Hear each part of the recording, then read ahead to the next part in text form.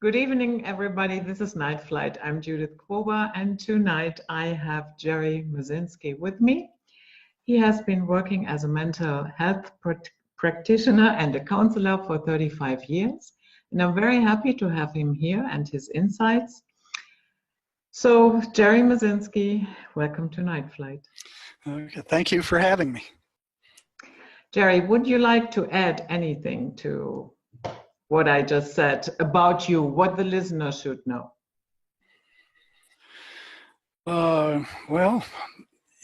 Basically, I've been at this for 35 years. I worked for 7 years in the biggest state mental hospital in the United States. At the time I was there, the population was probably around 4,000, but it had hit 10,000 just maybe 5 years before I left that place. From there, I went to a PhD program. And when I got out of there, I went to Arizona, worked in a ER doing psych crisis. And from there, 2 years in a mental health center. From there, about 18 years working in the psychology department of a state prison. And that's where I learned a lot. At the state hospital, the unwritten rule was you don't upset psychotic patients. And they got upset when you began asking them about their voices. They didn't want to talk about them. And, you can't blame them. Look what happens when, somebody starts talking about hearing voices that nobody else can. The other people are spooked. Parents get upset. They say they're possessed. Everybody gets all upset. Friends start backing away, thinking this is a weirdo. They take them to the psychiatrist. The psychiatrist says, listen, your brain is broken. You're crazy. You got to take these toxic meds for the rest of your life. And if they don't do it, they lock them up. They try to tell the psychiatrist, but these voices are real. They're real. And they go, you're crazy. We don't hear them. Nobody else hears them. You hear them. You're nuts. So they learned very quickly not to tell people about the voices. And in fact, instead of psychiatry listening to them, after all, this is diagnosed as a thought disorder. And these are thoughts that these guys are having. And they won't listen. They just blow them off and say, you're hallucinating. We're going to tell you what's happening to you. You've got a chemical imbalance in your brain, and you're psychotic and you're crazy and you're insane, and you got to take these toxic meds for the rest of your life. Not good news. It's like they're just blown away. So from there, if they don't take their meds, they lock them up. They put them in an insane asylum. And so they learn not to talk about these things. In order to not to have to take those medicine, or why? Or they just do not want to be labeled crazy? Well, both. Now, the medications have some nasty side effects, several nasty side effects. But over the past 2,000 years, considering the other treatments that they've tried, going back 2,000 years ago to ancient Egypt, they had a very detailed description of paranoid schizophrenia on, what was it, the Eber papyrus. And what they would do back then would be to drill a hole in the person's head, thinking that whatever's in there would get out. In most cases, that didn't work. If they had some pressure on the brain, that would work, but it didn't do anything for the voices. So, the human race has been plagued with this malady for well over 2,000 years. And then if you go back down through it, what were some other things they tried?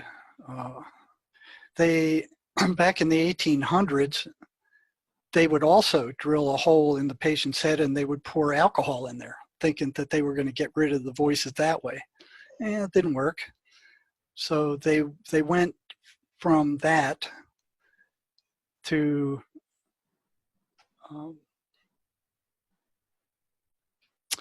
filling them with sulfur to increase their body temperature to artificial fever, thinking that whatever the virus or whatever it was in there, that increased fever would drive these things away. No, it didn't work. So then they went to hot and cold baths. They'd throw them in there and freeze them and roast them, and thinking that that would do something. It didn't work. Then they moved to insulin shock.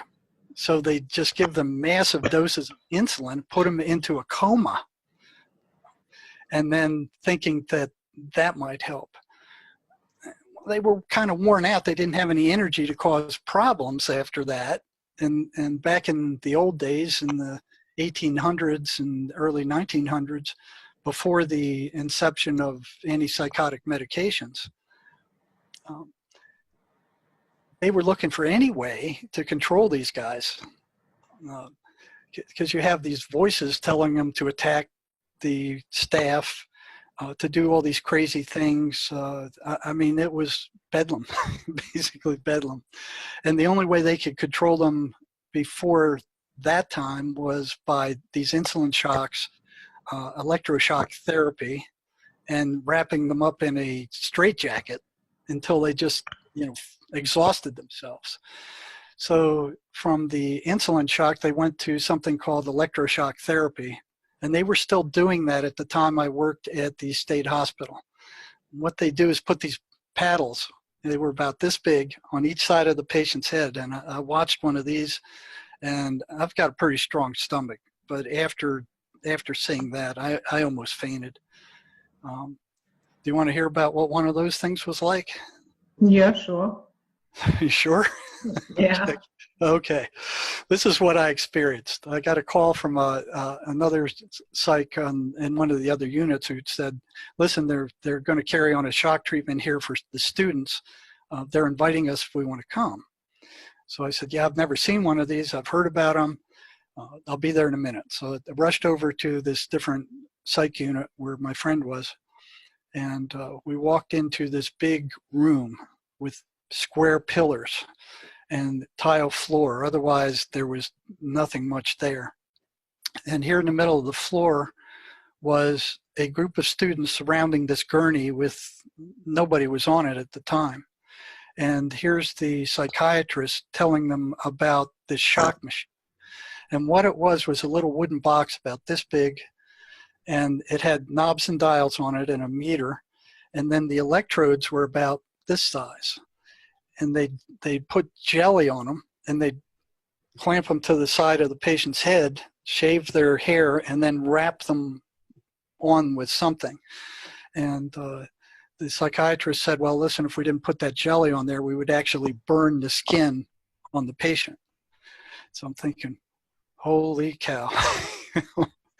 So here he is answering all these questions, and then he finally turns to a couple of nurses and said, okay, bring the patient in.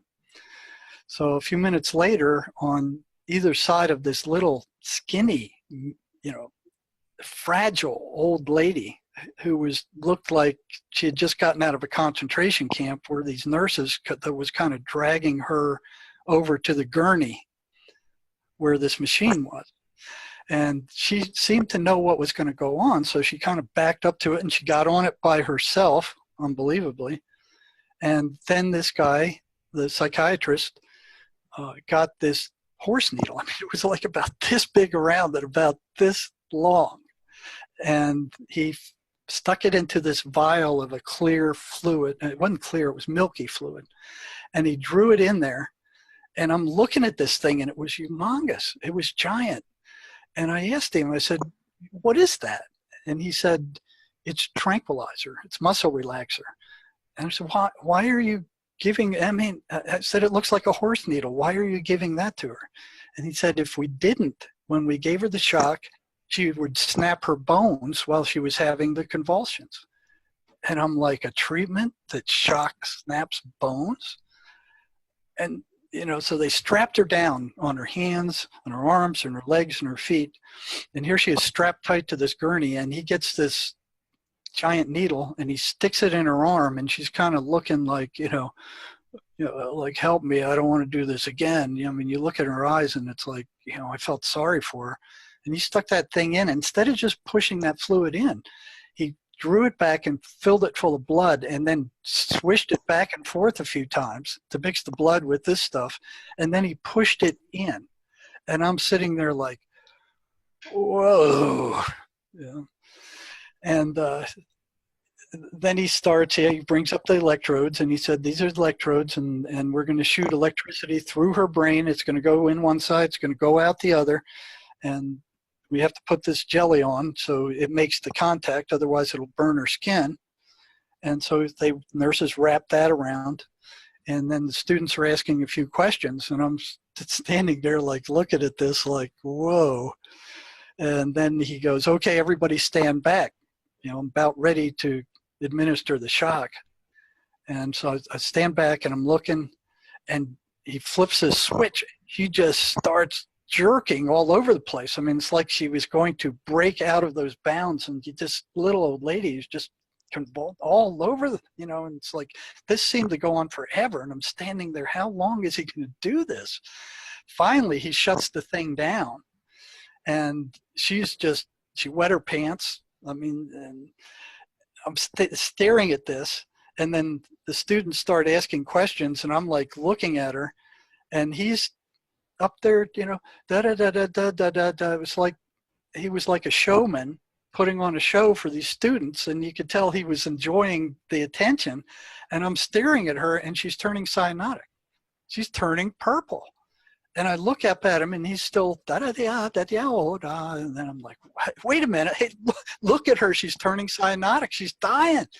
And like as an afterthought, he goes, oh, and he goes and he gets those shocker things for the heart, those paddles, and he starts that machine. He had it ready, so apparently he expected something like this.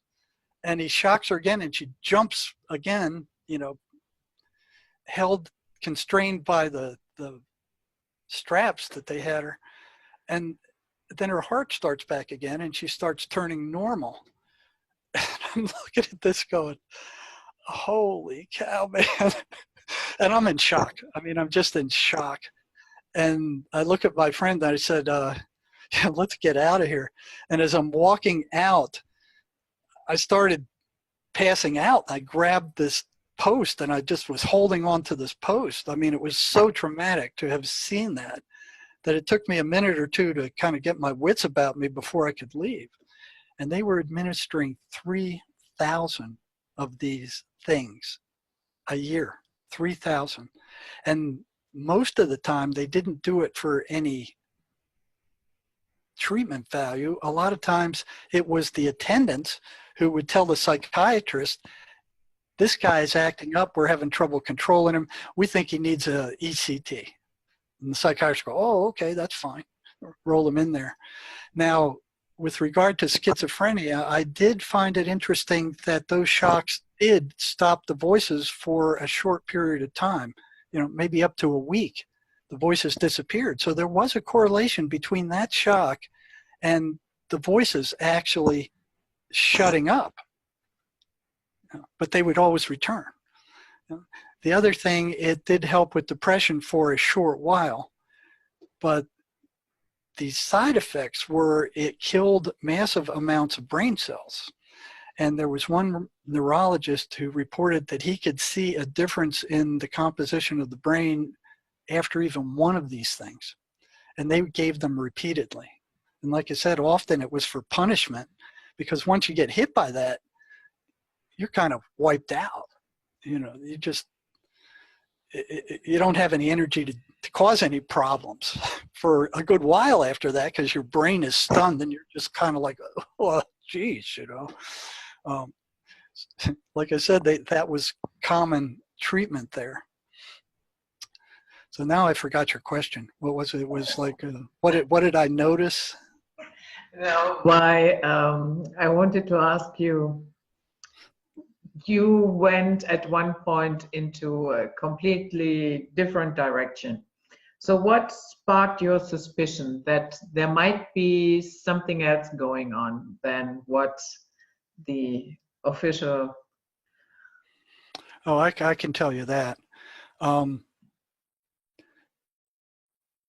The first suspicion I had, and when I first started work at the state hospital, I believed like everybody else.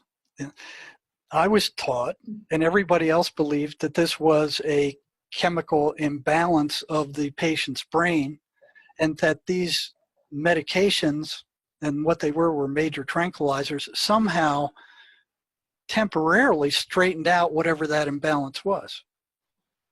But as I watched a number of different psychiatrists, they never gave even one course of lab work to try to check and see what that chemical imbalance in the brain was and how far off it was.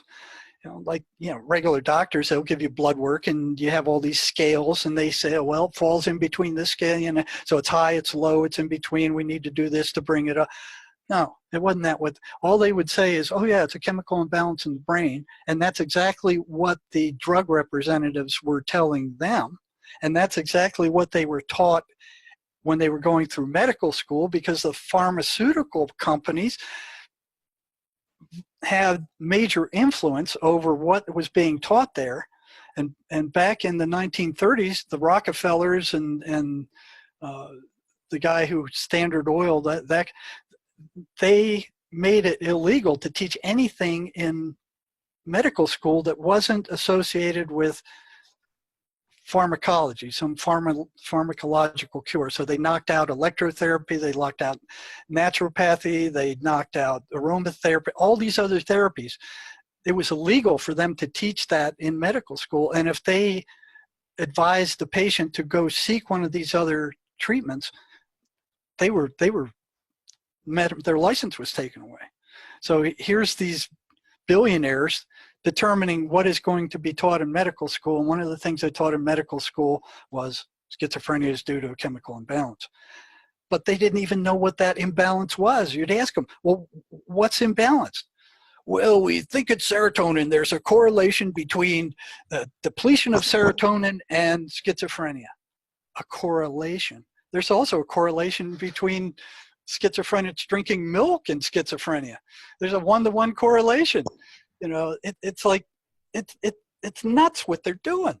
I mean, if you were a caveman and you saw a car and you noticed that every time that car moved, that the wheels turned, you'd be going, hey, there's a one-to-one correlation between that car moving and that wheel turning. So it must be the wheel that's making that car turn, make it go. I mean, there's hundreds of processes in between that are coming down to make that wheel turn before it actually turns. And here's the pharmaceutical industry and psychiatry and the whole medical establishment saying, oh yeah, there's a correlation between the depletion of serotonin and some of these other drugs, and so it must be a chemical imbalance. But they don't have a single iota of proof. That's just a matter of fact, it has been staunchly disproved at this point. It is a falsity, and they're still teaching it. If you go onto the internet and you look up the cause of schizophrenia, the drug companies, who are making, by the way, $3.6 billion a year selling this toxic stuff, will still say, oh, well, it is believed that there is a chemical imbalance, or it is thought that there is a chemical. They're still pushing it. They don't want any interference with their bottom line. So, and certainly they're not about to believe that there is a disease in existence that does not have a physical cause. I mean, that's beyond their what they can conceive. So the first thing I noticed is, here they are saying there's a chemical imbalance, but they don't know what it is. They have no way to measure it. They have no lab tests for it. They have no EKGs or EEGs or anything else that will definitively show that there's a chemical imbalance. And if there is a chemical imbalance, which of the 32 or so neurotransmitters in the brain are imbalanced? They have no way to measure it, but yet they're going out there and they're going, it's a chemical imbalance, and these drugs will set it right. No, they don't set it right. Matter of fact, they are toxic. You know, the people who take these things will get dry mouth, the sexual dysfunction, they'll be nervous, they'll be jittery, they feel like they have syrup poured on their brain, they can't think straight. I mean, it's a horrible, horrible drug, but it works as long as you're taking it. And each time you take it, you're destroying both brain cells and your peripheral nervous system. So it's rotting out these patients' peripheral nervous system. And with long-term use, it produces something called extrapyramidal syndrome. It's a involuntary shaking that they can't stop, and tardive dyskinesia, where their tongue darts out of their mouth and goes, and they can't stop that either. And it's permanent neurological damage. Now, of course, at the state hospital, I never saw a single psychiatrist ever tell a patient that this is the repercussions of long-term use of this, because that wouldn't be in their best interest. You know, then the patient wouldn't take it, and then they'd have a management problem on their hands.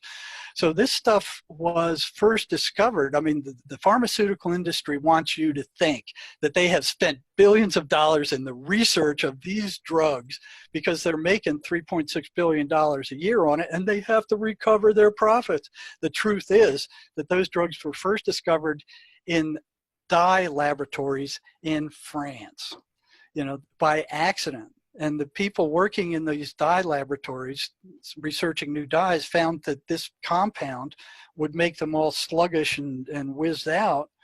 And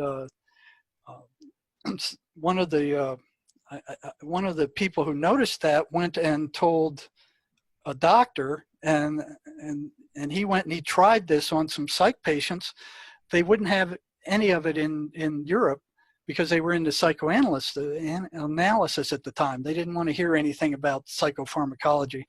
So this French guy came over here and arranged for this medication to be given to patients in a psych hospital.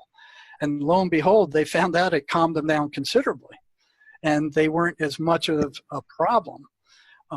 And that was a way to manage psychotic patients without having to fight them and wrestle them down and wrap them up into these straitjackets. Because in those battles, both sides were being hurt. You know, the attendants were getting, black eyes and broken bones, and so were the patients. I mean, it was a battlefield. But with the inception of these drugs, I mean, it just knocked them silly. It calmed them out. And they found out that it also reduced psychotic symptoms. So their voices significantly lessened. So they went, oh, well, there must be some chemical cause for this, because there's a one-to-one correlation between us giving them these antipsychotic drugs, which were major tranquilizers, the first of which was Thorazine, which was a very rough drug. Very rough drug. I mean, you wouldn't want to take, nobody in their right mind would want to take that stuff. Nobody would abuse it. But what they found is the patients wouldn't stay on it. So that was my first clue that something was off. Here they kept pushing this chemical imbalance, which they had no proof for. They had no measurement for. And they had no lab work. So, what's going on here? Why are they doing this when they have no proof? Well, today it's been proved repeatedly that there is no chemical imbalance. They couldn't find one. They've been looking for one for ever since modern medicine began some 300 years ago. They haven't found it. So they went from there to blaming the mother. Oh, it's something the mother did. I mean, here's psychiatry. The mother didn't feed the patient right, or the mother abused the patient. And so here they are traumatizing all these mothers, and they had no evidence for that either, other than, hey, my mom treated me bad. And indeed, when you start talking to these guys, a lot of them got very bad treatment as children. I mean, they were traumatized. So I could see where they'd make that link. So here was another correlation. But then here were another body that weren't abused and they still had the same symptoms. So they couldn't find any solid proof for that. So they moved to, what's the next thing they moved to? It was, I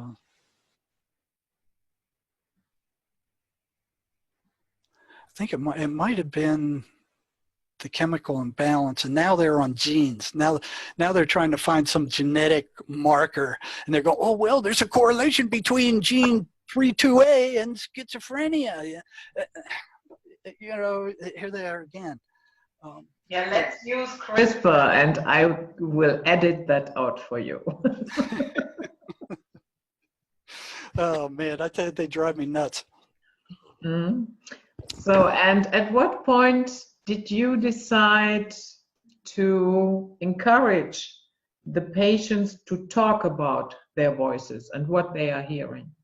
I think that was after one of the common things that I saw in working with these schizophrenic patients was that their voices would often tell them to kill themselves. You know, they were no good, and they didn't talk much about that, but and they were very hesitant to talk about their voices because every time they did, the psychiatrist would jack up their medicines. So they, you know, they're like, oh, well, wait a minute, this stuff's bad enough at the level I got, you know, and if I start talking about it and this guy tells psychiatry that I'm still hearing these things, you know, they're going to increase my medications until I can't even think straight or get out of bed. And that's kind of what happened, you know. Oh, you're still hearing voices? Well, here, take another dose of this stuff, you know, until you're just kind of like a walking zombie. So they kind of kept that to themselves, and the last person that they would want to tell about their voices is somebody like me, you know, who worked for the establishment and had a close tie with psychiatry. And indeed, we were kind of like the watchdogs for psychiatry. You know, hey, man, this guy's causing problems, or I think this guy's off his meds, or so here were the voices, you know, in several cases telling them to kill themselves. And matter of fact, a lot of them did. I got some statistics on that somewhere, but I think it was 4 out of 10 attempted. Let me see if I can find the stats for that. Yeah, here we go.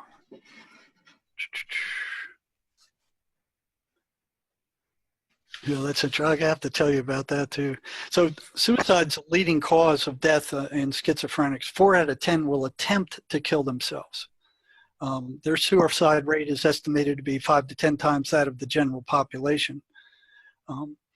So you kind of go, well, what is this thing telling them to kill themselves? And if the psychiatrist heard that, you know, somebody reported to them that the voices are telling this patient to kill themselves, right away they're put on suicide watch. It's treated as a serious threat. They're locked up.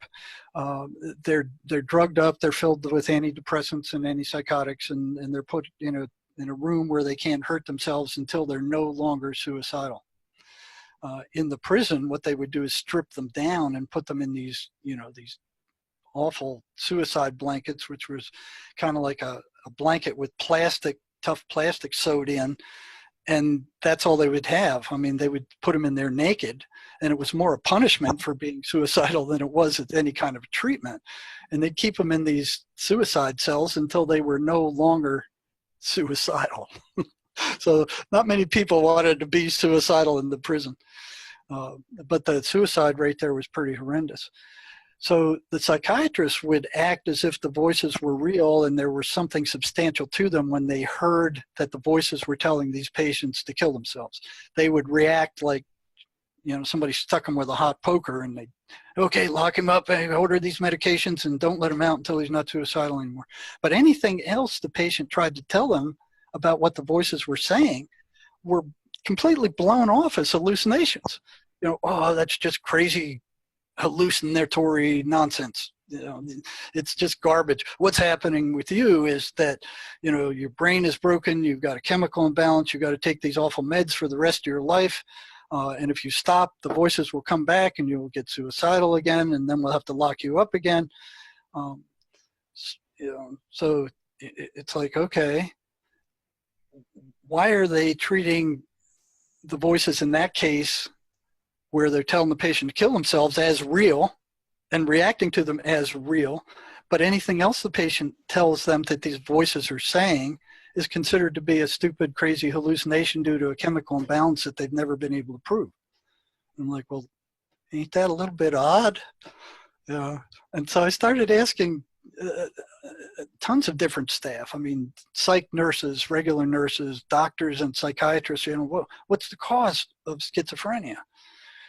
It's a chemical imbalance. It's like they all were put through the same machine. They all believed it. And when I first got there, I believed it too. But I never trusted authority. I mean, I never. Even since I was a kid, I mean, I had it hammered into me time after time by different experiences that you can't trust authority. And I'll tell you a story about one of the first things that I ran into. This is when I was undergraduate school in psychology. They assigned us a reading assignment that was written by a psychologist. And I didn't know at that time that 90% of what psychologists write is not repeatable. They just expected you to believe it. And of course, none of us psych students had any clinical experience. We couldn't counter anything. We were expected to believe it. We had no option. You believe it. You write it down on the test to show us you believe it. And then we'll give you your degree if you believe enough of this nonsense. That's what you had to do. So I remember this one reading assignment. It stuck in my head. It was some psychologist writing about what would happen if two psychotic patients met each other with the same delusion. And they said one of them would have to give way and choose another delusion. And even as an undergraduate student, I'm sitting there thinking, well, okay, you got two crazy people that are insane. Why would one of them have to give up their delusion so this other guy could have his delusion? And that stuck in my mind. I said, that just doesn't make any sense to me at all. So run it up like, probably another, what was it? Maybe probably another 15 years or so. Maybe 10. But here I am doing my rounds in the psychiatric hospital. I hit the second floor and I'm looking for new patients and checking on the old ones. And here's this new guy that I hadn't seen before who's kind of walking around shuffling, so it looked like he'd been hit by that antipsychotic med long enough to where his neurological system was impaired. And he's carrying on a conversation with himself. And I kind of creep up on him and try to listen. And it was a coherent conversation. It was like hearing one side of a phone call. It wasn't word salad. It wasn't random garbage. He was actually talking to something or someone that I couldn't see and carrying on a conversation with them and responding to whatever they were saying and arguing with them, whatever it was. And, he saw me coming up and I said, hey, I hadn't seen you before. What's your name? And he looks at me and goes, I'm Jesus Christ. And I'm like, oh yeah. And it's like I thought back to this psychology article back in undergraduate school, and I look at him and I said, no, you can't be Jesus Christ because I am. And I'm like, okay, what's he gonna do? And I'm sitting there watching him, like just on pins and needles to, like, okay, where's he gonna go with this? None of the other staff saw me, otherwise I'd probably be in trouble. But I was always operating below that level anyway. And he thinks about it and he stops and he's like, and then he looks at me and he goes, okay, we can both be Jesus Christ. And he turns around and he walks off. And I said, shoot, if they lied to me about that, what else did they lie to me about? you know, and there was a series of things like that. And the problem is that undergraduate students cannot access a psychiatric population unless you jump through their hoops. And it's like they got these people locked up, and you can't study them, and they're not studying them. And this schizophrenia is supposed to be a thought disorder, and they haven't done a single solitary thought study on the thinking of these people. Matter of fact, they don't ask the question, where do thoughts come from? And when I was in the doctoral program, I was starting to, it was like 2 years of this crazy stuff. You know, I had almost a straight A average, and I was really getting sick of it. And it was like boot camp for, it was this dense programming that, I mean, they were changing me, and I didn't want that. I didn't want to be changed that way. But what I was after was thinking that they knew where thoughts come from, and that they were just hiding that. You know, they were waiting for people to go through the ranks and get their master's and undergraduate and then get up there, and then they would tell you where thoughts come from.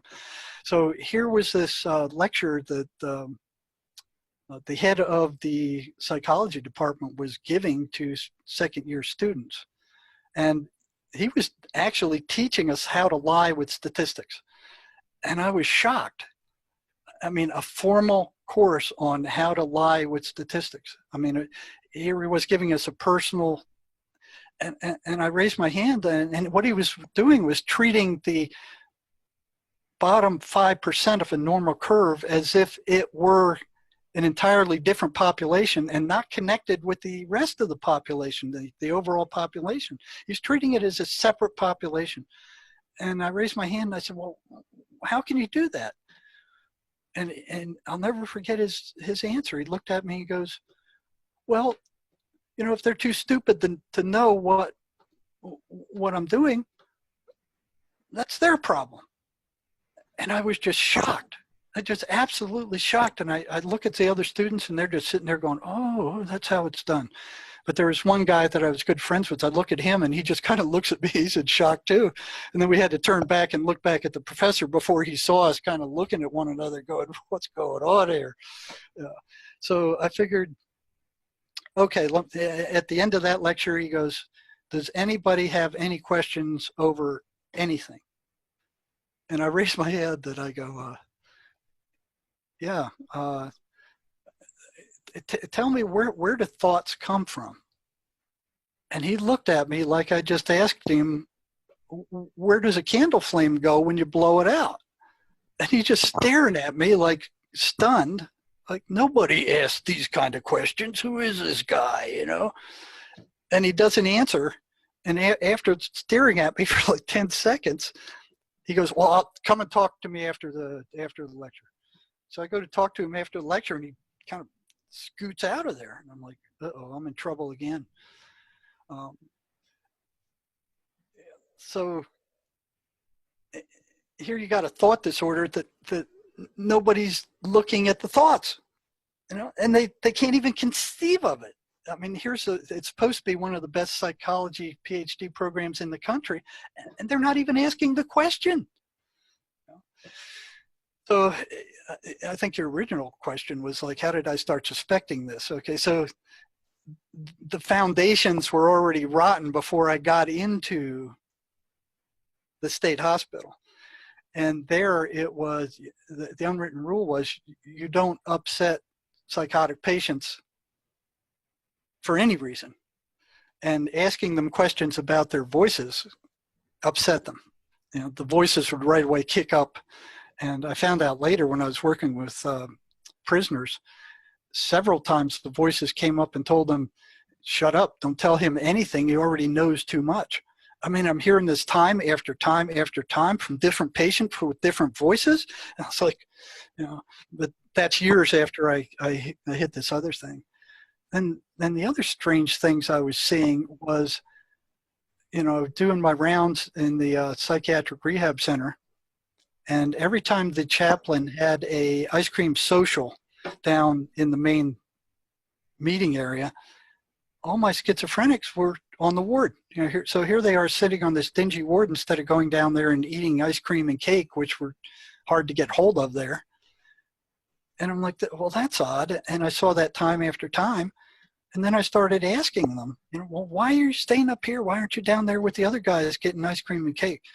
Well, I don't like church and I don't like preachers and that's a bunch of crap. And it was consistent. It was like, so I started asking them some questions about, well, why is this?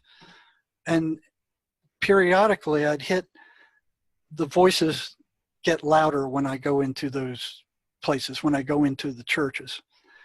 So I started wondering, well, I never took the word of just one patient. I would take the question I asked and then start asking.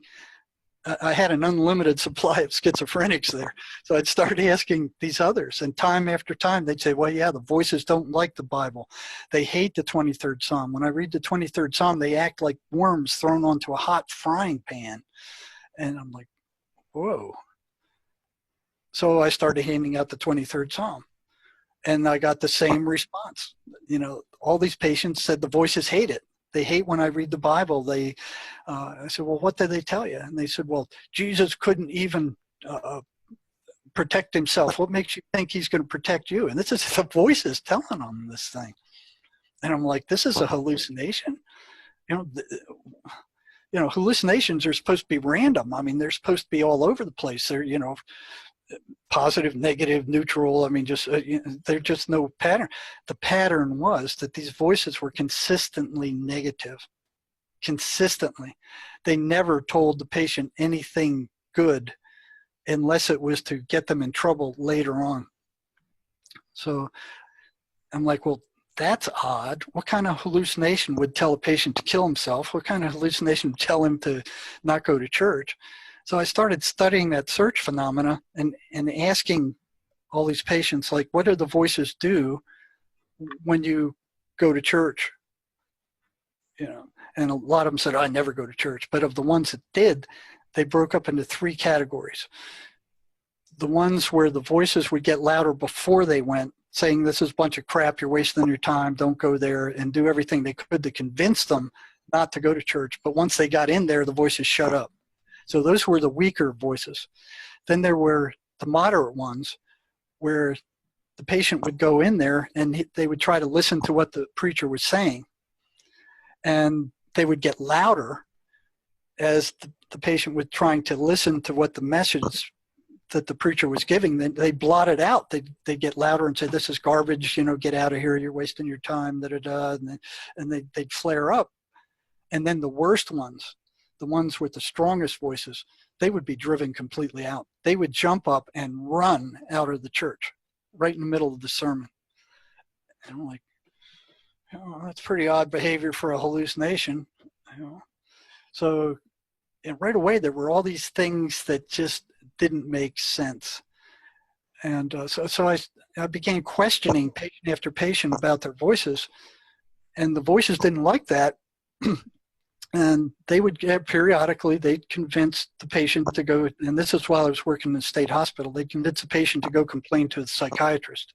And I'd get pulled up before the psychiatrist on the red carpet and you don't be upsetting my patients. I have enough trouble without you upsetting them and causing them all this trouble. And you're just reinforcing their hallucinations by asking about them. And if I catch you doing this again, I'm going to report you to the administrator. And I'm like, so you weren't even allowed to ask the patients about what these things were and how they behaved without running into flack from these guys. And I ran into that 2 or 3 times where I was threatened, like, you keep causing problems by asking these guys about voices and upsetting them. We're going to have to take action on you. And I'm like, shoot, they're not asking themselves. They don't care. They think they're hallucinations. By then, I suspected they weren't, but I didn't want to believe they were anything else. I mean, I was in denial too. So I'm like, okay, they're not acting like hallucinations, but I'm thinking, well, maybe there's some facet of the guy's subconscious, that are kicking in there. And I just didn't want to believe that they were something separate, something, but they were consistently negative, and they ran a consistent pattern that I thought I saw that wasn't, it wasn't random, like you would expect from a hallucination. It was, what is it that was holding these voices on a consistent negative pattern? What confined them to negative, upsetting verbiage? Why weren't they just all over the place? What held them on to just abusing and mocking the patient and telling them all kinds of bad things and telling them to kill themselves? What was doing that? So, but even all the way through 7 years at the state hospital, I still was in denial, well past the point where I had plenty of evidence that there was something coming in from outside that was causing this. I didn't want to see it. I didn't want to believe it. I just, kind of blotted it. It's something's wrong with their subconscious mind. I mean, it's like, so by the time I got out of there, I had a strong suspicion that the voices were not hallucinations, that they were something else, but I wasn't really sure what they were. Then I noticed that virtually every schizophrenic who was put on these medications would eventually go off and go psychotic again. And I'm like, well, why is that happening? But, and I'd ask them, and they'd all say, well, it's the side effects. The side effects are awful. And they were. But what didn't make sense is when you compare the side effects, which were bad, to going insane and becoming floridly psychotic, it was like, okay, which do you want? You want the flu or you want the bubonic plague? And they were all choosing the bubonic plague. And I'm like, well, why are you choosing the plague? And I'd ask them, well, why? I mean, which is worst? And they'd say, well, the plague's worst. And I'm like, well, what am I missing here? What is it they don't understand? Why are they consistently, and almost all, this happened with almost all of them. At one time or another, they'd stop taking their meds. And yeah, that was true that and I'd ask the staff, I said, well, why do you think they stopped taking their meds? And it's like they want to go psychotic, and that's much worse than the side effects. And, that's just a symptom of schizophrenia. I'm like, a symptom of schizophrenia. And they didn't even want to know why. They weren't even curious. Well, it's just a symptom of this craziness they have. They do crazy things, and they do crazy things. I mean, they do crazy things. So I came up with this questionnaire, and it had write down all the nasty side effects that you've experienced from your antipsychotic meds. So not all of them have the same side effects. So I'd give them a blank piece of paper, said, write down every bad side effect you've experienced from your meds. And then I went to the DSM, I think it was a 3 at the time, and I wrote down all the symptoms of paranoid schizophrenia, which were like 2 pages of awful, awful symptoms. Suicidal thoughts, hallucinations, nightmares, demons attacking you. I mean, it was just all these awful symptoms. And after I got back the sheet of the side effects, I'd hand them all these symptoms from the DSM-3, and I'd say, I want you to check each one of these that you've experienced. All right, so they sat there and they check them all off. And there were a ton of them that they checked, and then I'd hand them both back, and I'd say, well, which one's worse? And they go, well, going psychotic is worse. Well, then why do you keep going off your meds? And you know what they'd say? Every single one of them. When giving that right in front of them where they could see the objective data, the subjective data, they would say, I don't know. And that went on for like 3 years.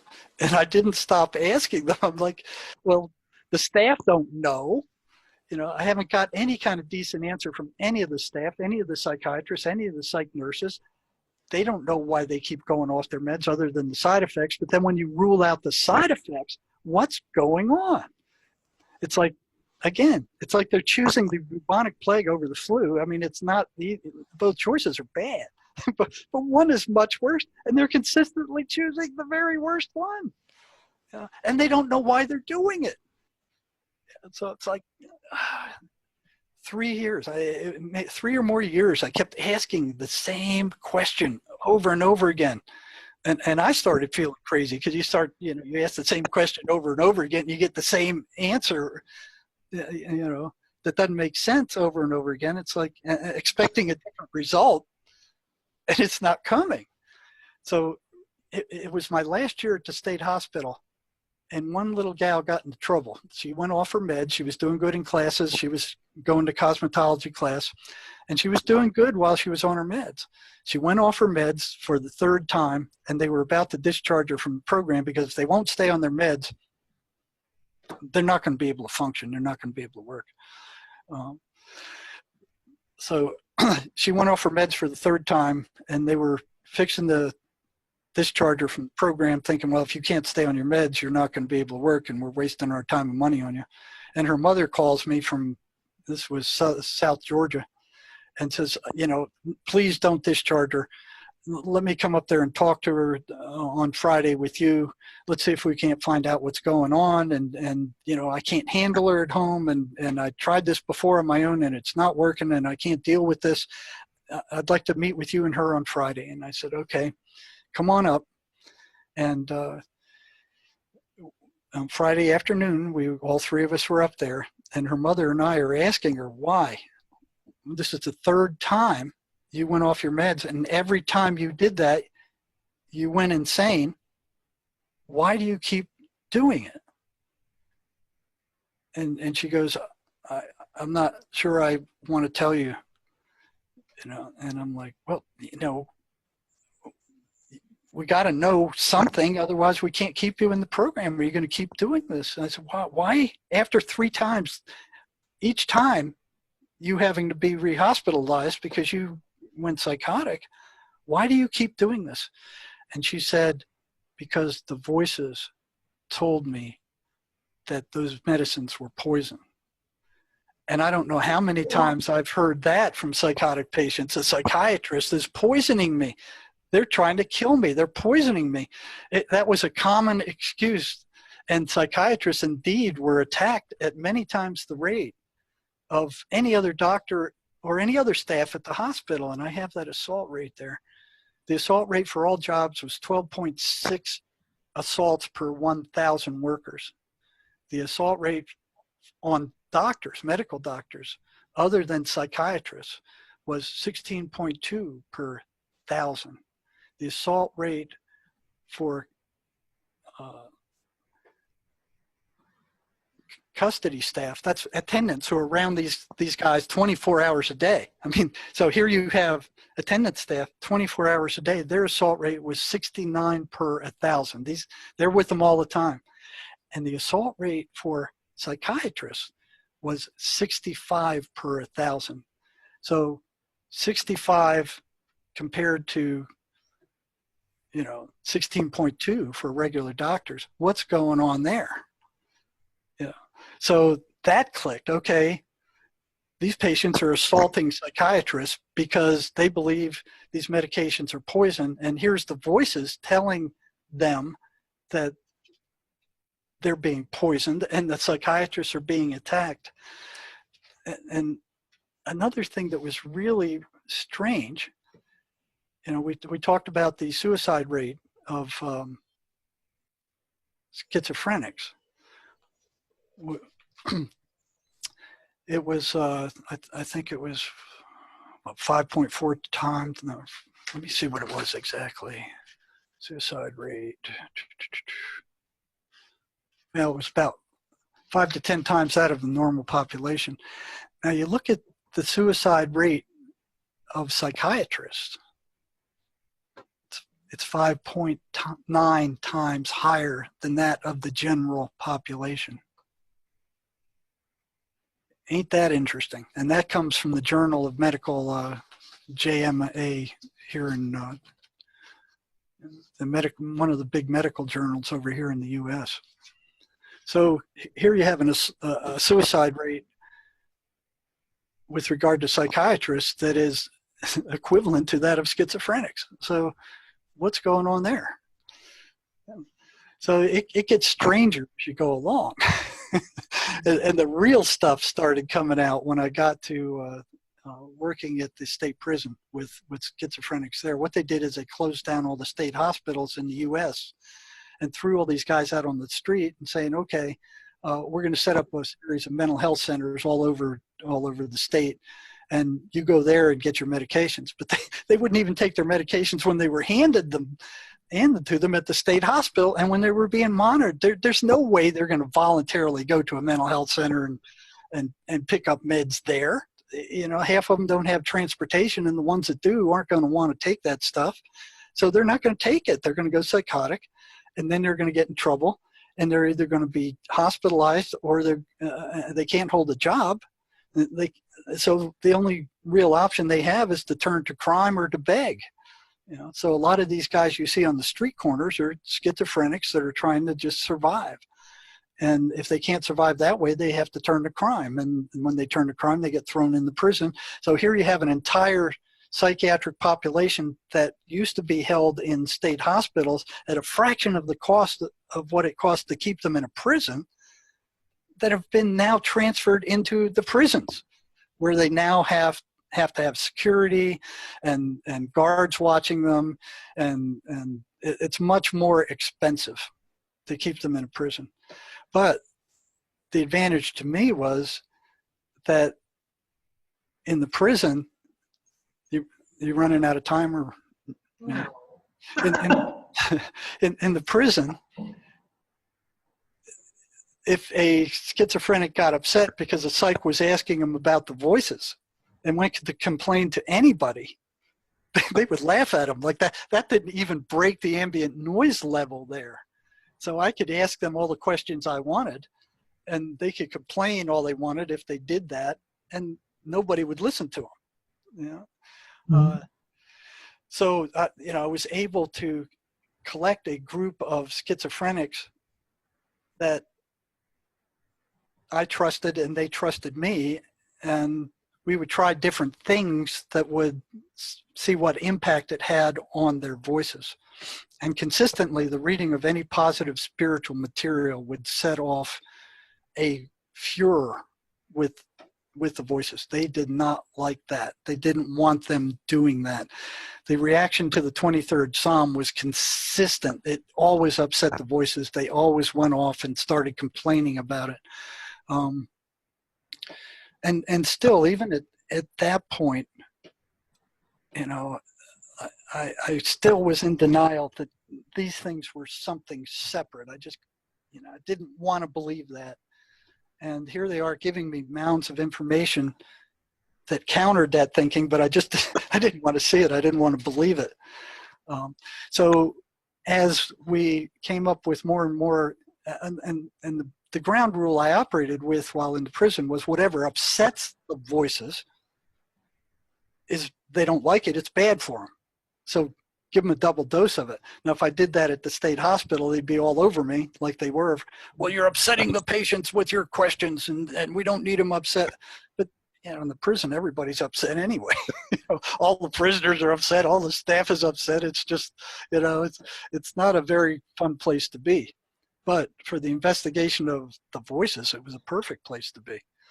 Mm-hmm. For a while. From your experience, what did these patients have in common? Did they have a common history, let's say drug abuse, alcohol abuse? Because I think there is a link between too much alcohol abuse and entity infestation. Did you experience that? Yeah, I think you're exactly right there. The first link I saw was most of them had suffered horrible abuse of one kind or another as children or as young adults. So there was this abusive background, not all of them, but a great majority of them. So that was fairly consistent all the way through. The second thing I noticed later was amphetamine kind of like opened the door to these things. More prisoners were sent to prison for committing crimes while they were psychotic on amphetamine than any other drug that I ever saw. You know, so it's like it opened the door to psychosis. You know, it triggered psychosis, and it was like they were going psychotic, and it was like once they became psychotic, they stayed psychotic. It didn't go away. But what was tricky about it is when they first started, you know, they'd start hearing these voices.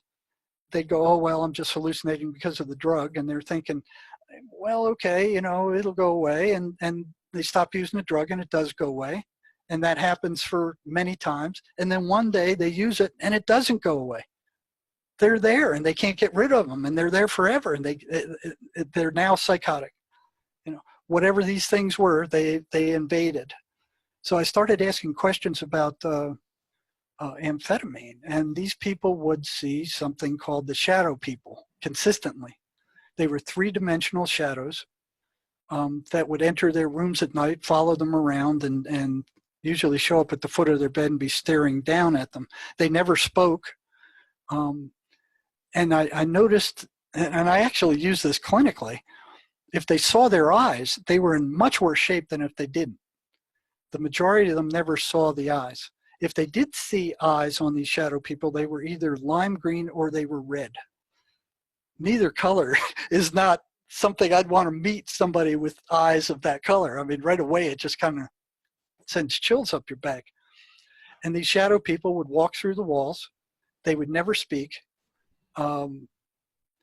If the prisoner paid attention to them, they would start moving in on them. You know, they weren't anything good because they'd always scare the person, but I never saw them or heard of them doing any physical harm. I've had some patients say I could feel them walk through me because they could walk through walls. You turn on the light and they were instantly gone. And then I ran into one patient, one prisoner one day, that he said that he ran an experiment to see if he couldn't get more information about what they were. And right away I perked up. It's like, well, yeah, what was it? What'd you do? So this is when he was outside of the prison, and him and his friend were heavily using amphetamine. And they wanted to see if they had to be on amphetamine to see these things. So what they did is they got a bunch of amphetamine. They drove out to the Indian reservation cells out here, south of here, at night, late at night, and went down this dirt road. And one of them shot up with amphetamine and started seeing the shadow people. So he'd ask the other one, well, okay, I see one over there by that tree. You see him? No, I don't see him. Well, okay, there's another one coming up from the back over there. You see him? No, I don't see him. So they determined that the guy who was on the amphetamine could see these shadow people, and the other guy who wasn't at the time couldn't. So they both shot up. Now they wanted to see if they were both seeing the same ones. And I'm finding this fascinating. I'm sitting there on the edge of my seat listening to his story. And he'd said, well, okay, he'd point to one over there, and he'd ask his friend, you see that one over there? Yeah, I see him. Well, what's he doing? Well, he's hiding behind that bush over there. You know, so they determined that they were both seeing the same thing. They were both seeing the same shadow people. Now, one thing that happens when you're paying attention to these things is they start coming toward you. And I don't know why they do that, but it's pretty scary. And so what he said is that as they were watching these guys, and they were kind of, you know, focused on, you know, kind of comparing notes about what they were both seeing, they determined they were both seeing the same thing. These things were coming out of the desert at them and began surrounding them. And they looked at that and they got scared and they jumped in their truck and locked the doors. So here they are watching these things from outside the truck, and their truck was completely surrounded by these things, three-dimensional shadows in the shape of human beings without eyes, just milling around out there. And then he said the back of the truck went down as if somebody dropped a huge boulder in it, and the front went up. and they turned around and the whole back of the bed was full of shadow people. And I asked him, I said, well, what'd you do? And he said, well, we started the truck and we almost wrecked it getting out of there. And I asked him, I said, did they follow you? And he said, no, they didn't. And, you know, I could sense he wasn't lying. Why would a prisoner tell something like that to a psych? You know, he'd have to be nuts to do that. You know, it's like, you just don't tell psychs that kind of stuff. And he wasn't crazy at the time I was talking to him. You know, he was sane. But what kind of bothered me about that story was the back of the truck going down, because I didn't think these things could affect physical reality. You know, I thought that whatever they were, they lived in the guy's head. You know, and they weren't talking to, none of these shadow people were talking to this guy. You know, but here's this other dimension that sent the back of this truck down and the front up. And what bothered me about that is my belief was that they could not affect physical reality. That whatever they were stuck in the patient's head and they couldn't go out, you know, because they, you know, I couldn't hear them. None of the other staff could hear them. You know, I got to where later on, when I was working in the emergency rooms doing psych crisis, where I could feel their presence and I could feel it strongly. But back then I couldn't. And the fact that this guy's reporting that they could affect physical reality, I'm kind of wondering, you know, well, you know, that's, I don't like that, but I just kept that in the back of my mind. And at that point, I knew, let me see, yeah, I knew that they were, and I don't think those shadow people were the same as the voices. They were something else, but they were spooky. But what really broke me was the stories that a lot of these prisoners were telling. The first one that we worked on, the first breakthrough I got where we actually got rid of the voices, was this guy who used to work on Wall Street. And he had a, you know, like a, making tons of money. And he started using a lot of meth and amphetamine. And then he started hearing voices. And he was married for years, and he was hearing voices for years, and his wife never noticed. And I said, well, how did that happen? How could she not tell? And he goes, well, I'd go out into the garage and I'd just talk to him myself, and she'd catch me and I'd just tell her I was just talking to myself. So the voices didn't like his wife. They don't like wives. They hate little kids. You know, they hate the person being in any relationship. What they want to do is poison any relationship so they have the victim all by themselves where they can't get any help. So they were always bad-mouthing his wife. And at one point she asked for a divorce, and he was relieved. You know, he was happy. And when she saw that, she went ballistic. She just took him to the cleaners. And he ended up without a house, without a job, on the streets in New York City, living in Central Park, covered with newspapers and knowing which restaurant garbage cans to live and eat out of. And he liked that. You know, that's how he wanted to live. It was very simple, and he had his voices, and he was comfortable that way. And I'm like, whoa. And he came to group one day, and I started working with him. He was one of the chosen guys. And finally, when I learned enough about how to get rid of these things, you know, his voices one day in the office, when we tried this last thing, they disappeared, and they screamed as they left. They were screamed. And he sat there stunned, and he almost fell out of his chair. And I'll never forget his words. He turned at me and he looked and he said, the silence is deafening. Because it was the first time in decades he had not heard the voices. They weren't talking, they were gone. And he was in shock. He couldn't move, he couldn't stand up, he couldn't get out of the chair. He just sat there like, you know. So I check on him every once in a while after that.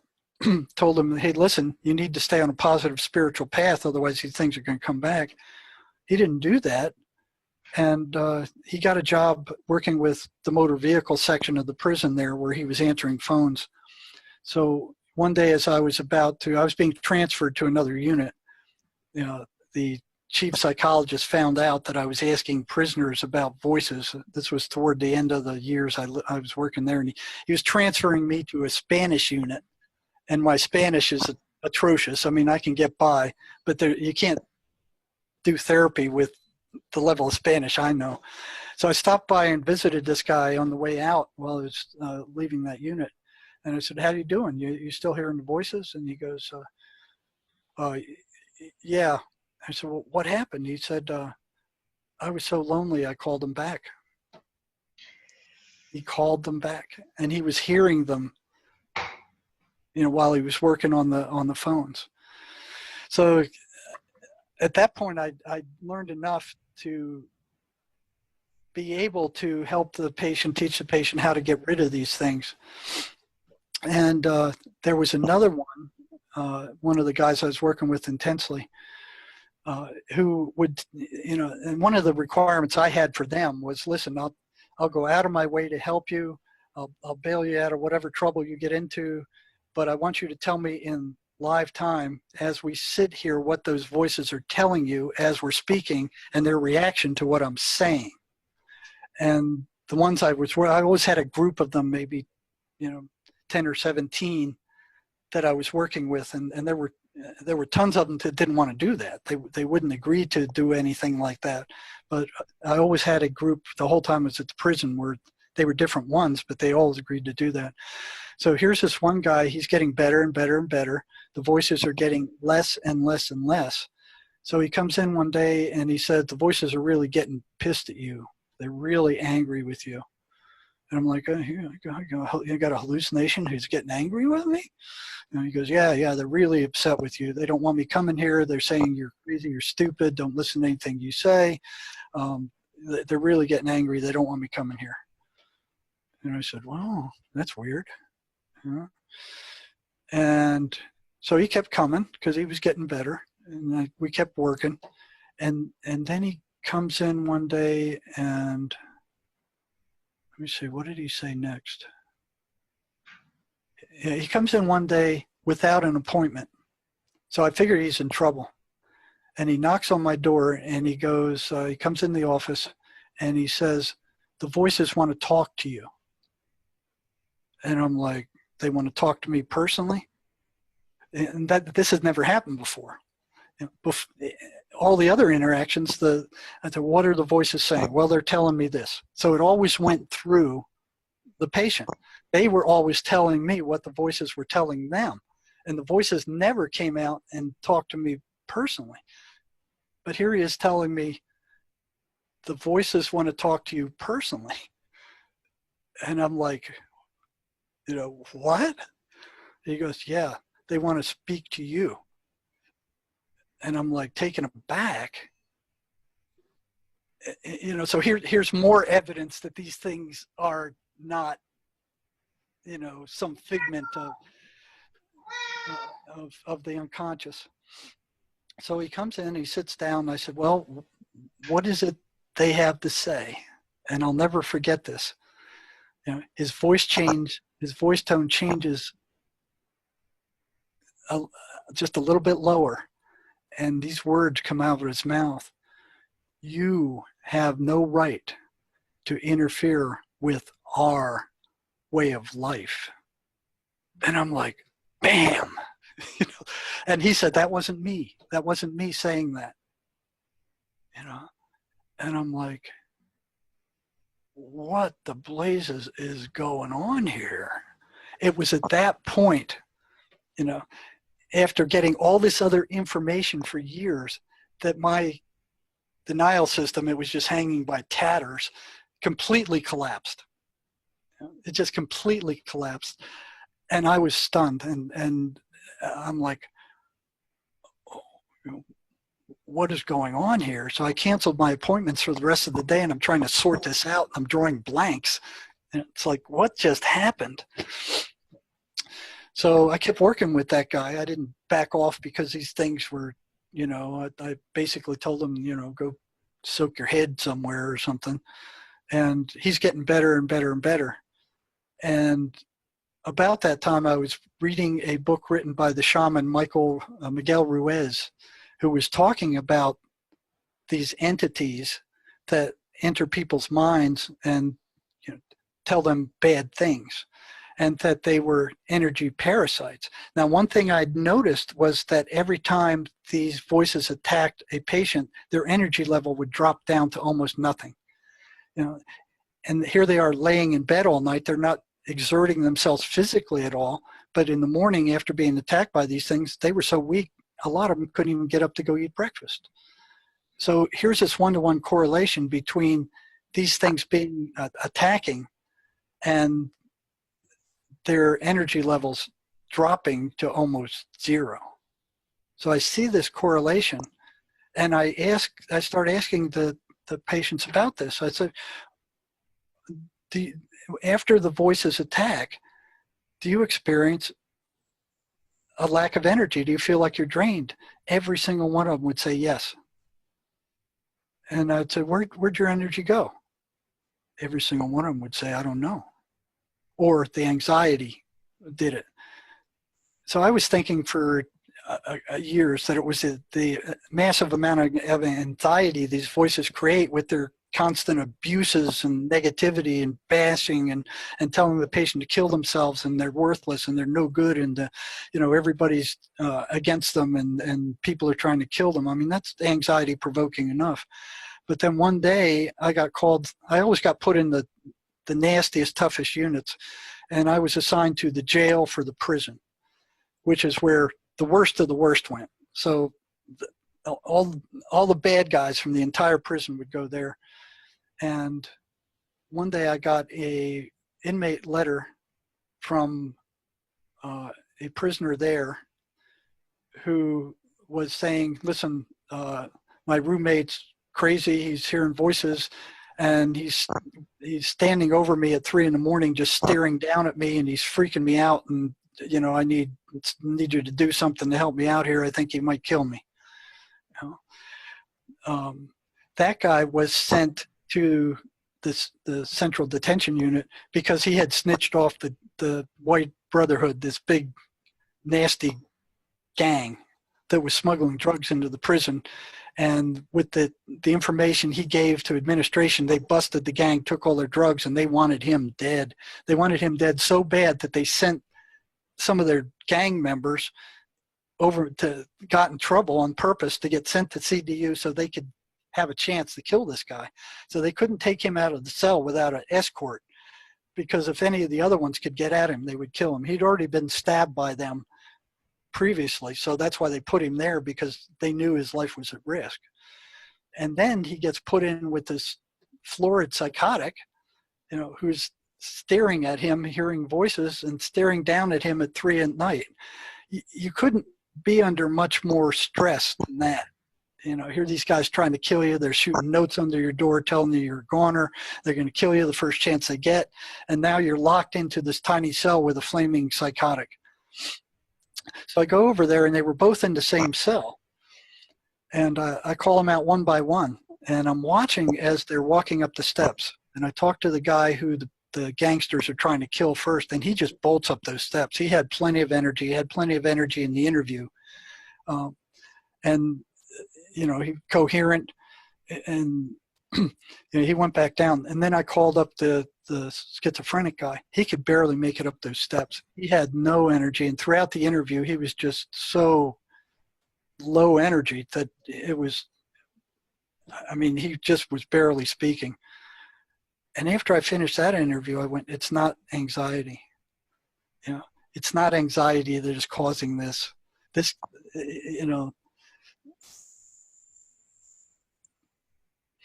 So after that, I was reading Miguel Ruiz's book where he was talking about the energy drain that these entities cause to people he was working with. So I figured, okay, I'm going to smuggle this into the prison, and I'm the guy whose voices told me that I had no right to interfere with their way of life. I'm going to read this, what it says about the energy drain, to him and ask him what he thinks about it. And I did that often. I'd bring stuff in and I'd say, well, what do you think about what this guy's saying? You know, and I'd listen to them and take that into account. So here I bring this in, he comes in, he sits down, and I said, tell me what you think about what this guy's a shaman. Tell me what you think about what he's saying. And I start reading it to him. And every once in a while I glance up, and as I'm reading it, he's kind of staring at me like with this strange look on his face. And then I hear this electrical crackle just explode from behind my head like an arc welder. And it's like, it just sounds just like an arc welder. I know that crackling sound. And I'm like, what the devil is that? And I turn around, I don't see anything there. And it starts moving up the wall at a 45-degree angle toward the ceiling at the back of the room.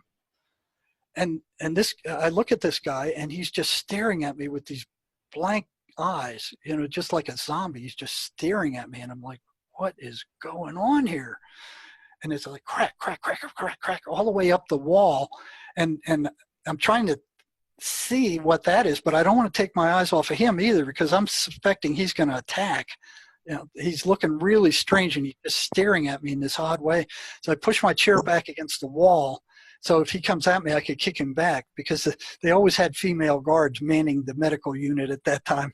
And if they had to do anything physical, man, you were virtually on your own, you know, until somebody could get there, and that might be 15, 20 minutes. So I pushed my chair back against the wall, you know, kind of halfway expecting him to attack from the strange look he had on his face. And I'm trying to see whatever's making this noise, and I couldn't see anything. And I didn't want to take my eyes off him for too long, so I'm going back and forth and back and forth and back and forth. And then it goes across the ceiling over his head, so I can keep an eye on him and also search the ceiling. And I see nothing, I smell nothing. I just hear this crack, crack, crack, crack, crack. And then it starts coming down at a 45-degree angle toward me. And I'm like, what is going on? And it jumps into this Rubbermaid trash can near my left leg. And it's crackling in there. And I turn and I look down there briefly, and I still don't want to take my eyes off him. And there's nothing in there. You know, the inmate porter had cleaned it last night, and there was nothing there except this crackling sound coming from this thing. And I asked the guy, the prisoner, I said, do you hear that? And he didn't respond. He's just staring at me with these zombie-like eyes. And I'm like, what the hell is going on here? And then the sound stops, and he slowly gets up, and he goes, I gotta leave. And I'm thinking, like, yeah, get the hell out of here, man. Go. Yeah. So he goes down the hall, and I'm sitting there stunned. And I walk up, and I search. I look closely at the walls, and there's no burns. There's no sign that anything ever happened. I can't account for what happened. I go out into the hall, and I check all the other doors, and none of the other medical staff are in yet. You know, the doctor's office is locked, the nurse's office is locked. Everything's locked. There was nothing that I could see that could account for that sound. And I was shocked. I was stunned. I just sat there like stunned. You know, it's like I'd been hit by a taser or something. I couldn't think straight. It was like my mind fogged out. And I'm thinking, if they can do that, if they can make the walls crackle, what else can they do? And what am I getting myself into here? You know? So they didn't like me, and I knew it. And it got stranger from there. But I'm not answering any of your questions. I'm just rambling on here. Would you say that at the end of the day, this is what people call demonic attacks? I think you could say that, because the way these things react is just like a demon would, you know. But what set them off, that last frenzy with the attacking, with the electric snapping, was showing the patient or giving that patient the information that they were energy parasites, because that's what Ruiz was talking about, was that they drain your energy. And I'd already seen a pattern of that among hundreds of them, where they would say, well, yeah, after they come, I'm drained. And I would ask them, well, okay, does this happen every time they come? And they go, well, yeah. And I'd go, well, what do you think causes that? And they consistently, they'd say, I don't know. And I'd say, well, if you stuck your hand in a fire, and every time you stuck your hand in the fire, you got burned, what's burning you? They had no trouble saying it's a fire. And then I'd repeat, I'd say, well, if these voices come and every time they come, you're drained of energy, what do you think is taking your energy? I don't know. They were being blocked from that realization. You know, some of them got it, but most of them were not allowed. Something was interfering with their being able to see that. You know? And about that time, I was able to start feeling these things. And every time I would bring that up to a patient, I would feel this cold, icky electrical feeling just over my entire body. So I knew that's what it was. It was them. They were reacting to that. That's the last thing they want a patient to know, is that they are stealing their energy, but they have to turn it negative first. So that's why their messages are always shameful and disgusting and horrifying and negative. They have to turn their emotional state negative first to generate negative energy before they can take it. And that's why they can't stand the person reading the Bible or going to church or reading any positive spiritual material, because that's going in the opposite direction. So they're friggin' energy parasites. And Swedenborg talks about that. And they don't want that out. They do not want that information out. That's the last thing they want out. And the only reason these antipsychotic drugs work is because they calm these guys down. And when they're calm, it's much harder to get them upset. So basically, they then have to fight the drug to get the person upset, and they have to work a lot harder to do that. And still, the person, if they're on these powerful drugs, still will not get upset to the level that they are without it. So the first thing they go after is those drugs. They start telling the patient, psychiatrist is poisoning you. They get them to concentrate on the negative side effects and forget about what it's like to be psychotic. So here's psychiatry going, well, oh yeah, it must be a chemical imbalance because drugs are chemical. And look what happens. We give them these drugs and miraculously their symptoms, withdrawal. They still hear them. Most of them still hear the voices, but they're nowhere near as strong. They can get to sleep, the nightmares. So they really interfere with their being drained. And the voices don't like that. So they get them to concentrate on, well, look at, now you're feeling, you can't walk straight, you're groggy, you're nervous. They get them to just concentrate on those negative side effects and tell them not to take those drugs, but to go use alcohol, go use, get Percocet or something else, but don't take those drugs. And alcohol is the same thing. I once had this was an Apache Indian. I don't know if you know about Apaches, but they're particularly fierce. I mean, they killed a lot of people in the old days when the West was being settled out here. And he was so violent and such an alcoholic that the Apache police couldn't deal with him anymore up on the reservation up north. So they were sending him down to the prison. And he was coming to the unit I was on. So I got warned of that, saying he's particularly violent. He may be psychotic. You may want to keep an eye on him when he gets here.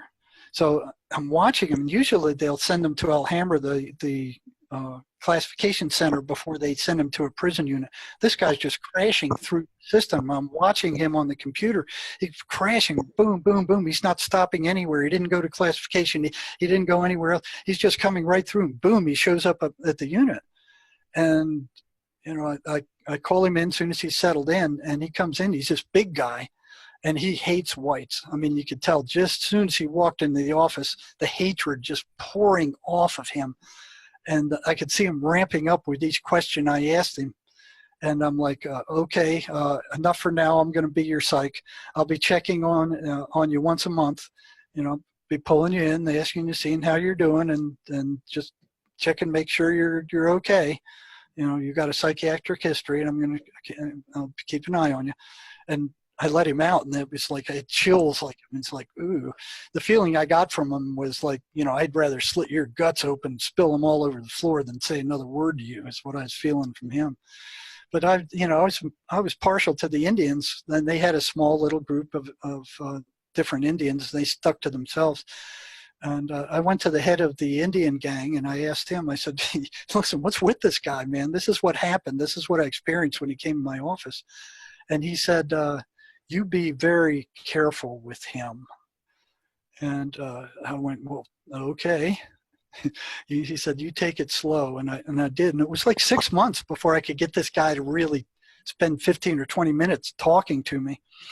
And he was telling me all these stories. He was like an evil Indian medicine man. You know, he telling me about how spirits chased him and how he was attacked by them and the kind of things they would do. But he wasn't psychotic. He didn't fit the classical definition of schizophrenic. So I'm kind of going, you know, this doesn't, what he's telling me doesn't match being crazy. Something else is going on here, and I wanted to hear him out. So after he was telling me about being chased by spirits and the kind of things he saw and experienced, I kind of went, you know, held my breath and went, okay, well, and he was telling me how he could cast spells on people and make them sick. So that got my attention. So I didn't want to piss him off. So after about 6 months, I finally got the guts to ask him. I said, "Well, if you can do all that stuff, how come you can't stay sober?" And I was bracing myself for an explosion. And he goes, "Because of the spirits of dead alcoholics." He said, "If I take even one drink, they jump in there and they're craving more. They push me to drink more. They tell me I need more." He said there was a bar in Phoenix that he used to go past. He said the spirits of dead alcoholics, and he said he could see these things were piled so high into the sky that they disappeared into the darkness above this bar. And he told me about his girlfriend, who was also an alcoholic, and he said he watched these spirits walk her into a busy highway where she was hit by a truck and killed. And the guy who wrote The Road Less Traveled, I forgot what his name was, he said he actually witnessed something like this, where when he was in a bar, he saw a spirit, you know, jump into this alcoholic who'd passed out on the floor. And, you know, it kind of makes sense. You know, you got, here's these guys building up to a drink. So they're thinking about drinking. And, you know, if you think about where thoughts come from, here's these spirits putting thoughts in these people's head. And that's what's happening with the schizophrenics. These voices appear as thoughts in their minds. Their schizophrenia is said to be a thought disorder. That's what psychiatrists call it, the thought disorder. But do you think they would study the thoughts? Do you think they would ask these patients anything about the thoughts? No, they're hallucinations. You know, but you know, when you tell, and working in the ERs, when I told alcoholics who came in this story, they went, yeah, that fits. You know, because as soon as they take a drink, they've lost it. You know, they've lost it, and they start thinking about the drinking. So psychiatry and the medical establishment and academics, all of them aren't even after, well, how long did I spend in school? It's like 4 years in undergraduate and 4 years in graduate school studying psychology and counseling. And not once was the question ever asked of where do thoughts come from? Not once. And that's what drives everything. That's what drives all behavior. You know, the thought and the intention. And they're not studying it. They're not studying it. They'll study the neurons and some, you know, and they're not going to find what causes paranoid schizophrenia until they understand where thoughts come from and what they do. You know, the voices that these people hear are thoughts being put into their minds. They're being injected into their minds. And not only that, these things have access to their entire memory. So they can go in there and they can pull up every rotten thing these people ever did and bring it up, dredge it up, and rub it in their faces until their emotional state turns negative. And then they drain that energy. So what they are is emotional parasites. And it doesn't just happen with schizophrenics. Remember, the schizophrenics are the 5% of the normal curve. These things are hitting us all to different degrees. And it's most obvious where you're, you know, kind of cruising along the street and all of a sudden minding your own business, you know, kind of you have your same old thought stream running there, thinking about this and that. And then a thought comes in that's just horrifying. You know, it's like something you would never think, something you would never do, something you would never consider. And you kind of go, whoa, where did that come from? And you're just horrified that you have that thought. Where did, you know, it's like, yeah. Yeah, and it also plays into the shame guilt game. You know, you beat yourself up because you had a horrible thought, but if you're really aware and you're paying attention, then you automatically know that is not my thought. Well, a lot of people don't. You know, they think that their thoughts are who they are. You know, that verbal dialogue that's running through their head, they think that's who they are. But if that's the case, who's the one that's listening to it? There seems to be a pattern with all these examples that you described. We have emotionally and mentally sometimes abused children, and then more and more stress adds up. Then we have the escape with drugs or alcohol. So, and then at some point, you may or may not become psychotic, who knows? Would you say that it is a good idea in general to do what people call shadow work, meaning to get rid of that emotional and mental clutter that we are carrying around? Oh, yeah. Oh, yeah. Matter of fact, we all see the world through our psychological wounds. You know, it affects everything we see. And if those things are buried alive, that's exactly what these things go after. They know what you have buried there, and they'll go in there and they'll start picking at it, and they'll start putting all these thoughts in your head about whatever this shameful thing was that you did 10 years ago and that you still haven't dealt with. You know, so I wouldn't say they're completely useless, because they will go right to those buried traumas, that garbage that you have stuck in your head that's buried alive and that you might have forgotten about.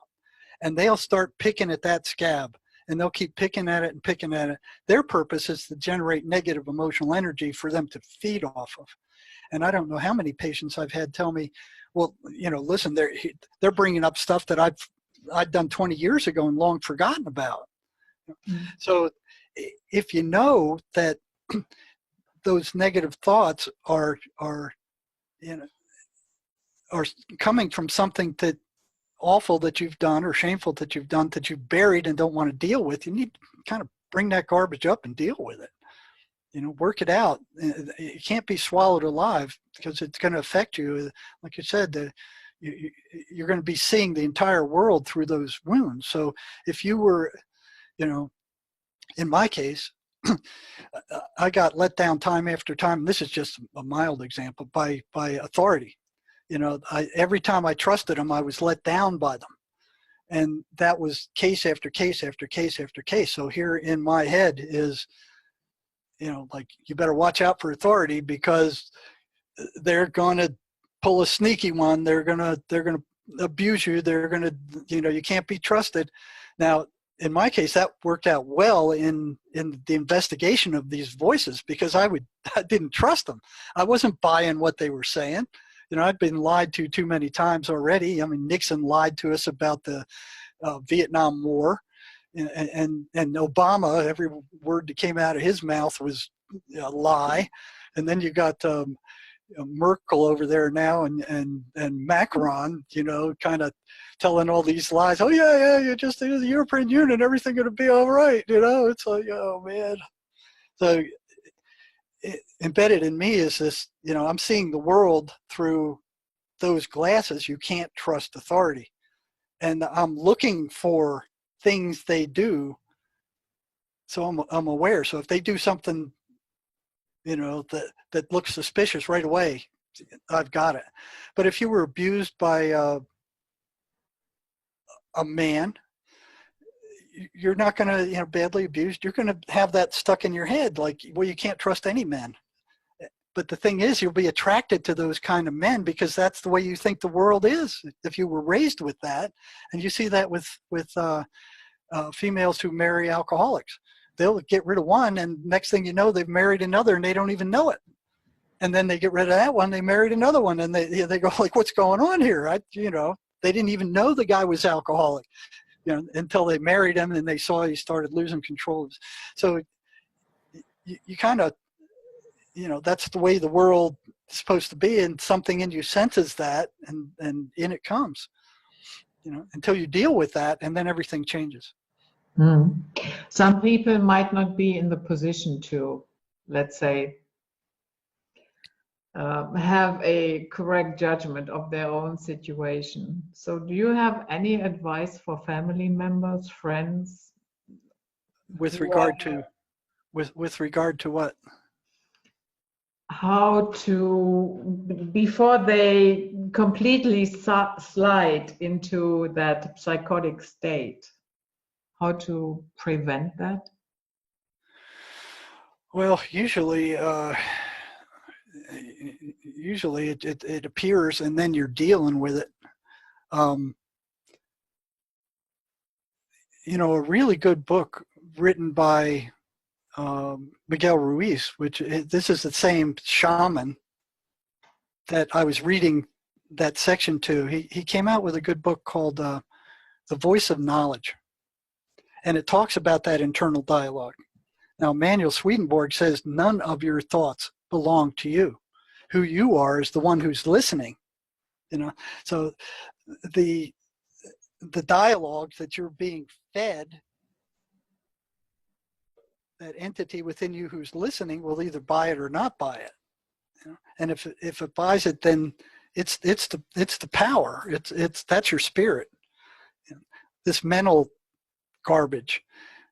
Every negative thought. Sherry, she's my cohort. She's helping me write a book right now that we're almost done with. She heard voices as a young woman, and they almost killed her. And I kind of ran into her by accident while we were working on prison reform issues. And you ought to interview her too, because you'll get it then from her side and what it was like to hear these voices too. And I'm sure she'd be more than willing to talk to you. Okay. Yeah. But it's what we've both saw, her and I, from her personal experiences and from what I've seen, is that every negative thought that flows into your head about yourself or somebody else is put there by these entities, and they want you to react to it.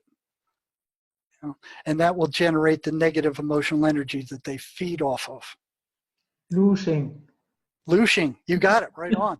That's exactly right. That's exactly right. And that's what it is. They want that loosh, and that's how they generate it. Now try to convince psychiatry of this, and they'll lock you up. They had their chance to get me. Yeah. I worked side by side with them for 35 years. They had every chance in the world to lock me up. They missed their chance. Mm. Now, if I was speaking like this while I was employed, I don't think I'd be employed very long. Yeah. Where do you see the medical establishment going? Do you have some hope that there might be big changes coming in psychiatry? Not until they're caught up with. I mean, you look at what those characters are doing. They started off with this DSM, this dictionary of psychological illnesses, which is all made up. And then they get together every couple of years and they add a bunch more to it, including at one time they had Southern Belle syndrome in there, which is, I don't know if you know about Southern Belle's Gone with the Wind. I don't know if you saw that movie. Mm-hmm. It's like, and they had homosexuality. They considered a mental illness for a long period of time. And now they got all these disorders. And they're working hand in hand with the pharmaceutical industry. If you turn on your television, you'll see, oh, we have this new drug that will treat this disorder. So here's these characters come up with all these disorders.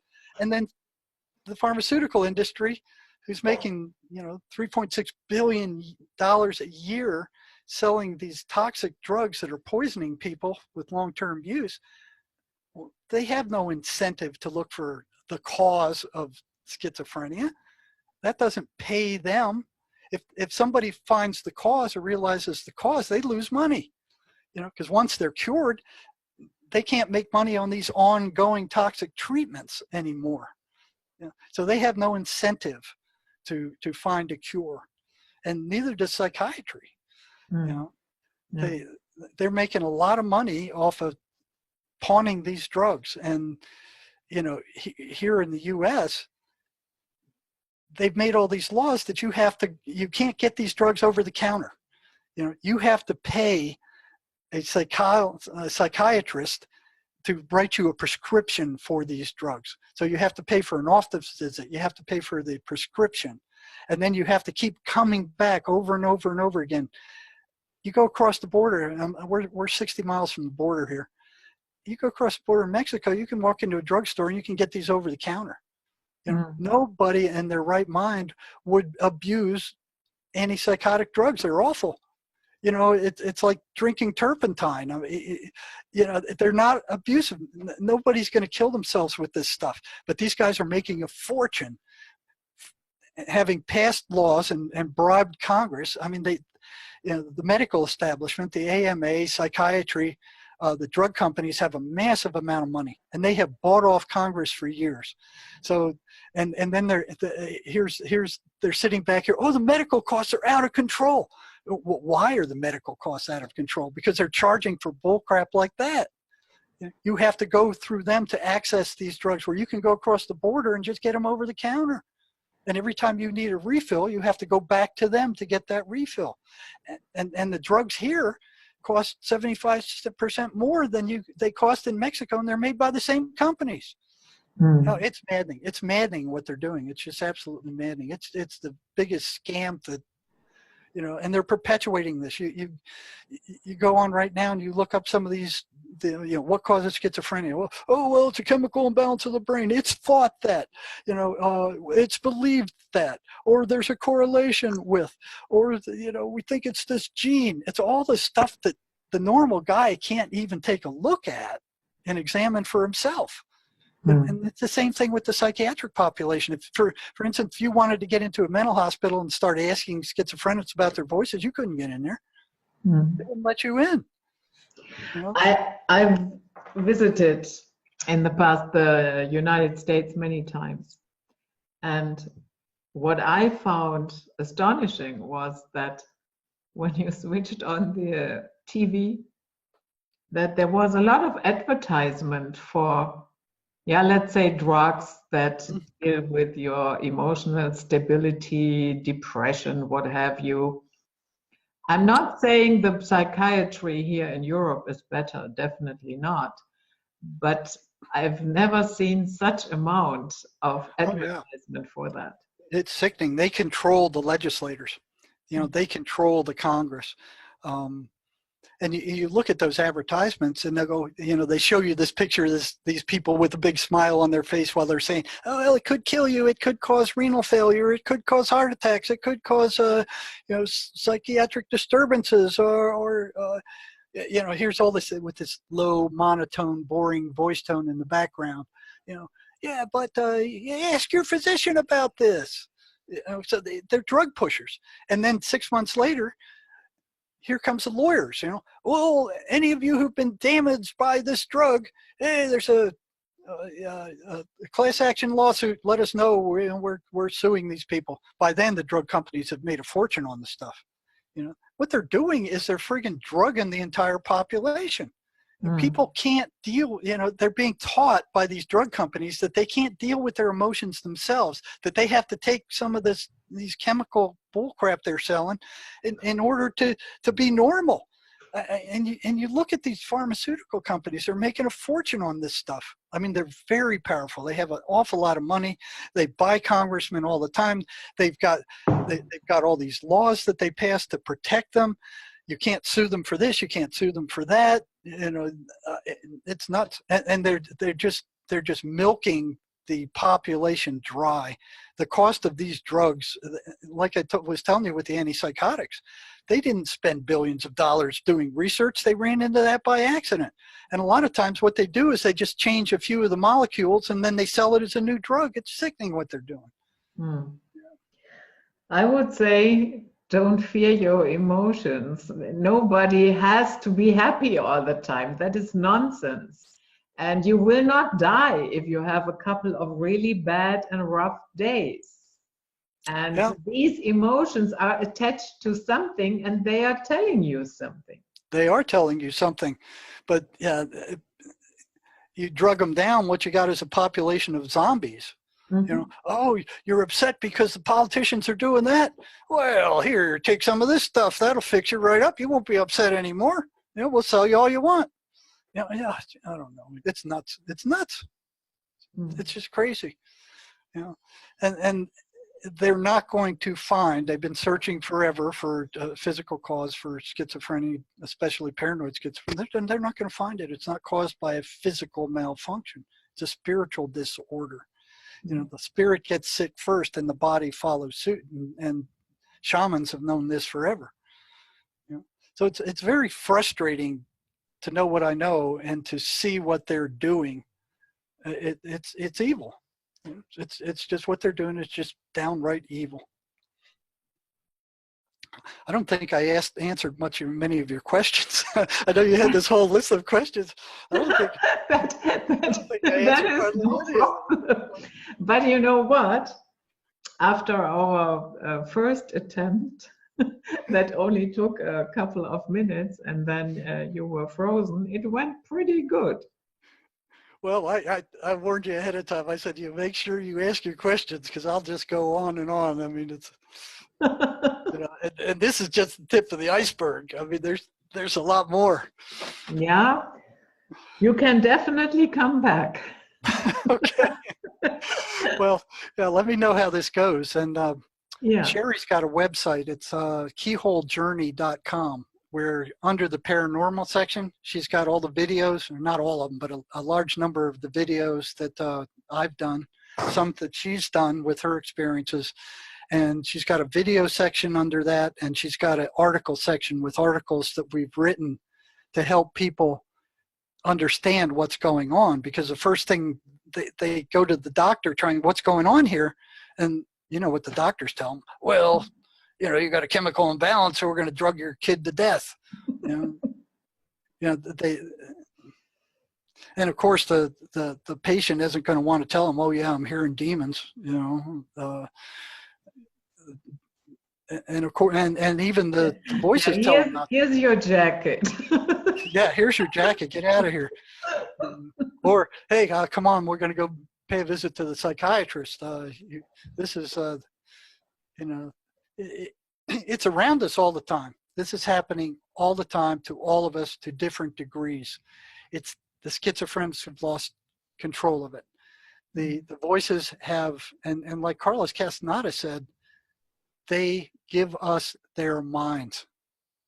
So you see this battle when you're working with schizophrenics. You see this battle going on between who's controlling their mind. You know, they're fighting to keep control, and the voices are fighting to gain control. And there's this huge battle going on constantly.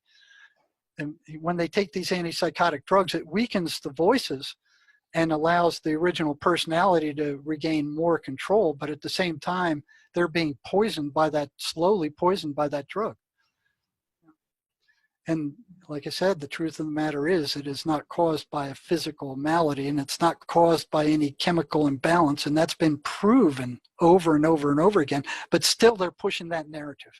They, you know, they don't want any interference with their bottom line. Yeah, it makes money. It makes a lot of money. It's one of their biggest money makers. And there's what is it? 34 million people, I think it is, worldwide are afflicted with this, with schizophrenia. You know, it's an epidemic. It's one of the top 10 world health problems, and they're spending significantly less money on researching the cause. They're not even trying to find a cause. You know, the amount of money they're spending on research for schizophrenia is a pittance. They have no incentive to find a cure.